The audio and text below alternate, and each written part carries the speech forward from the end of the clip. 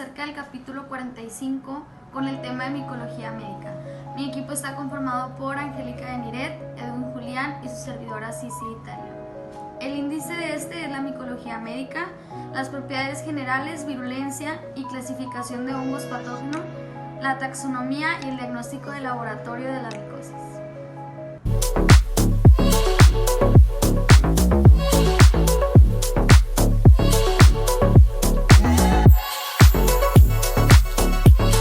Debemos saber que la micología es parte de la botánica que estudia los hongos, microorganismos eucarióticos que evolucionaron de manera sucesiva con el reino animal. Cabe mencionar que la mayoría de los hongos no son móviles y van a poseer una pared no rígida. Es importante aludir que algunos realmente mejoran la calidad de vida de los seres humanos al contribuir a la producción de alimentos y bebidas como quesos, pan y cerveza. Si bien estos están en la naturaleza y son esenciales para la degradación y el reciclado de materia orgánica, así como también otros hongos han aportado metabolitos bioactivos secundarios y útiles en la medicina, como los antibióticos, como la penicilina, y los inmunodepresores, como las ciclosporinas. Ahora bien, cada hongo tiene como mínimo un núcleo con una membrana nuclear, un retículo endoplasmático, una mitocondria y aparato secretor. Casi todos los hongos son aerobios estrictos o facultativos, son quimiotróficos, van a secretar enzimas que estos van a degradar muy diversos sustratos orgánicos para hacer de ellos nutrientes solubles que estos se van a absorber pasivamente o se van a incorporar en la célula por transporte activo. En promedio se han descrito unas 80.000 especies de ellos, pero menos de 400 van a poseer importancia médica y menos de 50 especies son las que van a ocasionar más del 90% de la micosis, tanto en seres humanos como en otros animales. Posteriormente, el término micosis denota las infecciones las cuales son causadas por hongos. Casi todos los hongos patógenos son exógenos y sus hábitats naturales son el agua, la tierra y los restos orgánicos. Las micosis que tienen la mayor incidencia, como las candidosis y las dermatofitosis, son causadas por hongos que son parte ya de la microbiota normal de las personas y adaptados en grado sumo para sobrevivir en el hospedador humano. Por comodidad, las micosis se han clasificado en superficiales, en cutáneas, en subcutáneas o sistémicas, las cuales son las que invaden órganos internos. Las micosis sistémicas pueden ser causadas por hongos endémicos que por lo regular son patógenos primarios, geográficamente restringidos, o prevenir del ataque de patógenos oportunistas secundarios de distribución muy amplia. El agrupamiento de las micosis en las categorías mencionadas muestra su puerta corriente de entrada en el sitio inicial de ataque. Sin embargo, surgen enormes traslapes porque las micosis generalizadas muestran manifestaciones subcutáneas y viceversas. Muchos sujetos que desarrollan infecciones oportunistas pues van a tener graves enfermedades primarias y disminución de sus defensas inmunitarias. Sin embargo, las micosis sistémicas primarias también se presentan en tales enfermos y los gérmenes oportunistas también van a poder infectar a sujetos inmunocompetentes. Durante una micosis, la mayoría de los pacientes desarrollan respuestas inmunitarias celulares y humorales importantes contra antígenos micóticos. La mayor parte de micosis son de tratamiento difícil, dado que los hongos son eucariotes, comparten numerosos genes homólogos, productos génicos y rutas con sus hospedadores humanos. En consecuencia, se van a disponer de pocos blancos únicos para las quimioterapias. Prosiguiendo con las propiedades generales, virulencia y clasificación de hongos patógenos. Los hongos tienen dos formas básicas de crecimiento, como mohos o como levaduras. El crecimiento en la forma de moho tiene lugar por la producción de túbulos cilíndricos multicelulares que se ramifican, los cuales son llamados hifas, cuyo diámetro va a variar de 2 a 10 micrómetros. En esta imagen podemos observar las hifas que se extienden por alargamiento apical debido a la generación de crecimiento de la pared celular en las puntas de las hifas. Recibe el nombre de micelio la masa de hifas entremezcladas acumulada durante la fase de crecimiento activo. Algunas hifas se van a dividir y forman células gracias a la intervención de estructuras cruzadas, las cuales son llamadas tabiques o septos, que de manera típica se forman a intervalos regulares durante la fase de hifas. Las hifas vegetativas o de sustrato se van a penetrar en el medio de sostén, van a fijar la colonia y van a absorber nutrientes. Lo que diferencia de ellas, las hifas aéreas sobresalen de la superficie del micelio y suelen poseer las estructuras reproductivas del hongo. Cuando se aísla un hongo en una muestra clínica, va a bastar por lo regular su rapidez de crecimiento, su aspecto macroscópico y morfología microscópica para que podamos identificar su género y especie. Las características fenotípicas más útiles son la ontogenia y la morfología de las esporas de reproducción asexual o conidios. Y por último, las levaduras, que son células únicas de formas esféricas o elipsoidales y van a tener un diámetro que varía de 3 a 15 micrómetros. La mayor parte de las levaduras se reproducen por gemación, que recordemos que es un tipo de reproducción asexual, que inicia mediante una protrusión lateral o terminal de crecimiento de pared celular nueva, la cual va a aumentar durante la mitosis. Uno o más núcleos replicados entran a la yema de nacimiento, que van a formar un tabique y se separa de la célula parental.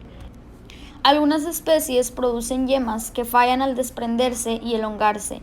Esta continuación del proceso de gemación produce cadenas de células de levadura elongadas denominadas pseudohifas. Las colonias de levaduras por lo general son blandas, opacas, con tamaño de 1 a 3 milímetros y de color crema. Las colonias y la morfología microscópica de muchas especies de levaduras parecen similares, pero se pueden identificar por pruebas fisiológicas y unas pocas diferencias morfológicas claves.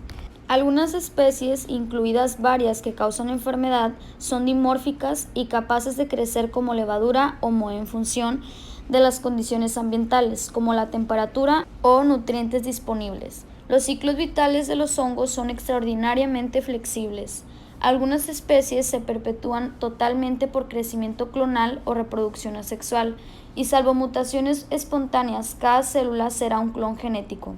Otras especies son capaces de reproducirse sexualmente, que pudieran o no necesitar parejas genéticamente diferentes para apareamiento y meiosis.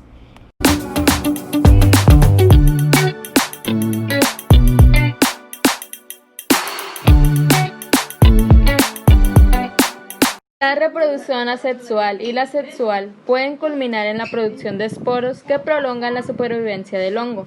Los esporos por lo común son inactivos, se dispersan con facilidad y son más resistentes a situaciones adversas y germinan para formar células vegetativas cuando el entorno para la proliferación es favorable.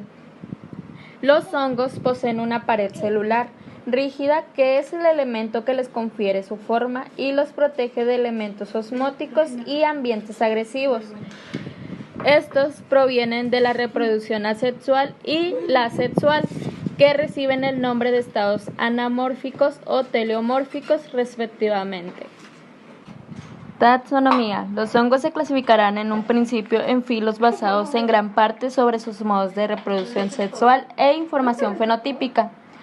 Los hongos inferiores se asignarán al filo Zyomycota, pero se demuestra que este es polifilético y se ha reemplazado por el filo Glomerulomycota, 4 subfilos y 2 órdenes zoopatógenos. La mayor parte de los otros hongos patógenos son miembros del filo Basidiomycota o del orden Mucorales. Durante la evolución a patógenos exitosos, algunos hongos en apariencia perdieron la capacidad de reproducir de manera sexual. La mayor parte de las micosis se producen por hongos que se adaptaron al crecer en la piel, pelo o uñas, y por especies endógenas las cuales se encuentran en el micobioma del ser humano. Los hongos causantes de alguna enfermedad no son contagiosos y la transmisión entre personas o animales es muy rara. La mayor parte de métodos definitivos para confirmar el diagnóstico de infección micótica son el cultivo del microorganismo, el examen microscópico y la detección de DNA micótico específico de especie y la serología, dado que tales métodos tienen disponibilidad, sensibilidad, técnicas y tiempo de restablecimiento variables. Conviene utilizar estrategias diagnósticas diversas. En cuanto a las muestras, todas deben obtenerse con técnica aséptica, en especial con muestras de sitios generalmente estériles como lo son la sangre, las biopsias de tejido y el líquido cefalorraquídeo.